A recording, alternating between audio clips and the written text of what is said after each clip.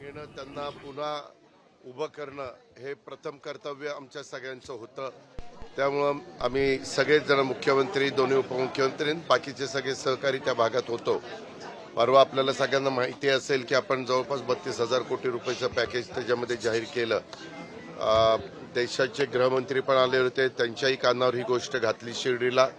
त्यावेळेस त्यांनी सांगितलं की तुम्ही व्यवस्थित प्रस्ताव पाठवून द्या.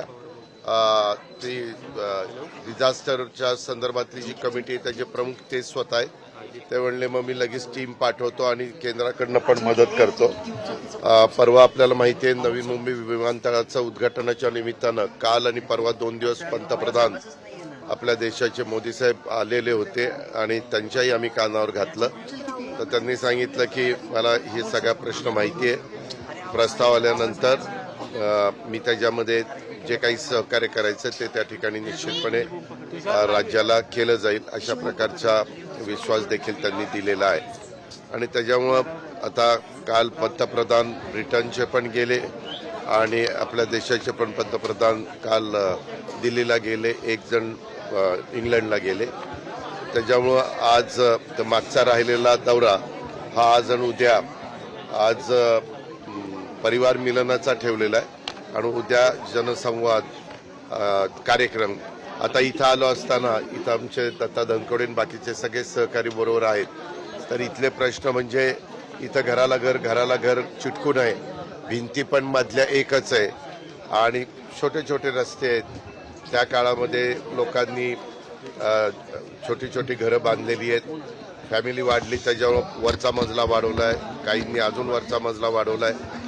आता अशा बाबतीमध्ये आपण रिडेव्हलपमेंट करतो. माडाचं रिडेव्हलपमेंट असेल किंवा SRAचं रिडेव्हलपमेंट असेल, SRA स्कीम असेल, तशा पद्धतीनं ह्याही गोष्टीमध्ये त्यांचं म्हणणं आहे की बाबा आम्हाला आमचे जेवढे काही फॅमिली वाढलेले आहेत तशा पद्धतीनं आम्हाला घरं दिली तर आम्ही विचार करू. पण इथं ड्रेनेज आणि पिण्याच्या पाण्याच्या संदर्भातल्या समस्या आणि इथला कर तिप्पट जो आलेला आहे त्याबद्दल प्रकर्षाने बहुतेक नागरिकांनी मला सांगितलं. काही ठिकाणी तर इथल्या मुली IT मध्ये आहेत, त्यांनी स्वतःचे फ्लॅट घेतलेत पण त्यांचे आई वडील इथं राहतात म्हणून इथं येतात.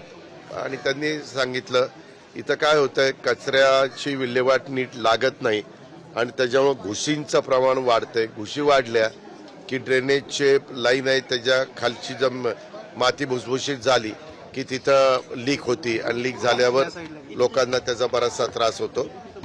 साधारण ह्या परिवार मिलनाच्या निमित्तानं अशा पद्धतीनं गरीब मध्यमवर्गीय जो राहतोय त्याच्या पण समस्या लक्षात येतात. कार्यकर्ते पण भेटतात, लाडक्या बहिणी पण भेटतात, वेगवेगळे समाजातले प्रतिनिधी भेटल्यानंतर त्यांचे पण काही प्रश्न हे लक्षामध्ये येतात. आणि ऐकणं आणि स्वतः डोळ्यांनी पाहणं याच्यामध्ये फरक आहे. आणि त्याच्यामुळं आम्ही हा परिवार मिलनाचा कार्यक्रम घेतला. आता isakal.com आहे देशातील नंबर 1 ची मराठी न्यूज वेबसाईट. प्रत्येक अपडेटसाठी isakal.com ला नक्की भेट द्या.